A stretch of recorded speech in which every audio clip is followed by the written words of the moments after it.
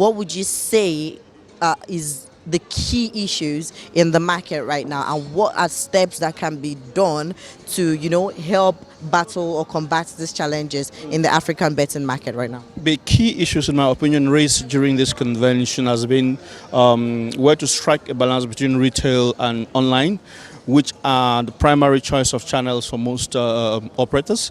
And the interesting conversation around it has disclosed that retail remains an indispensable, or say an unavoidable channel for most of the operators because of the realities of Africa, without dismissing the fact that online has got its own space, that online is doing well.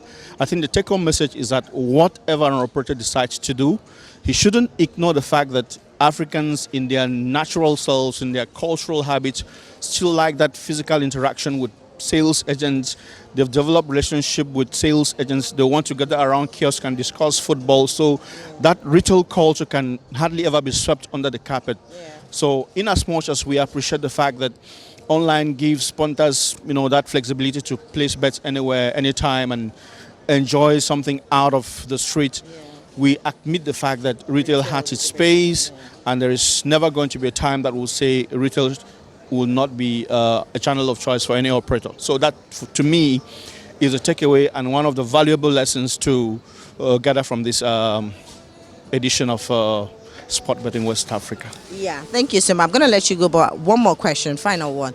There have been conversations about the synergy between operators and regulators and the regulatory body, and some challenges that they are facing in terms of regulation in some African, countries, and with their diverse and different, regulations. So tell us, what are the key ways or the key strategies that we can promote to bring that great synergy or find a balance for operators and the regulatory bodies? Interesting question.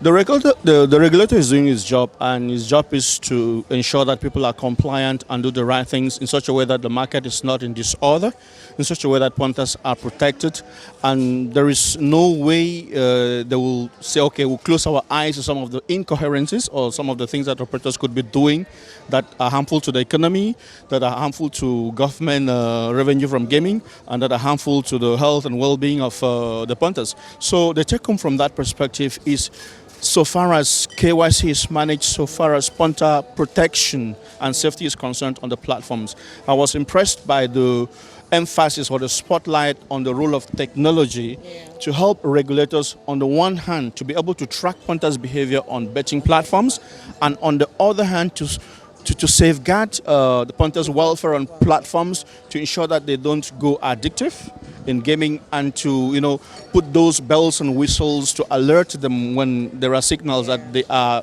getting addictive. So the synergy between operators and regulators partially depends on technology and on good faith, in the sense that if operators are more and more conscious of their corporate social responsibility and the role they play in the life and well-being of punters, they would do everything to be compliant and ensure that people are safe and happy and enjoy betting with them.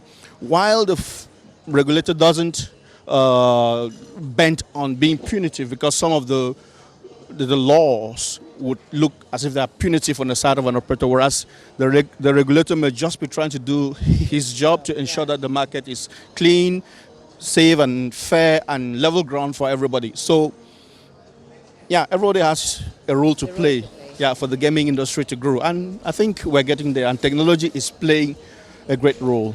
All right, thank you so much. Like I told you, he is a wealth of knowledge. So thank you for sharing that with us here, Rene. Do have an amazing time for the rest of your day. Thank you so very much. It's been a great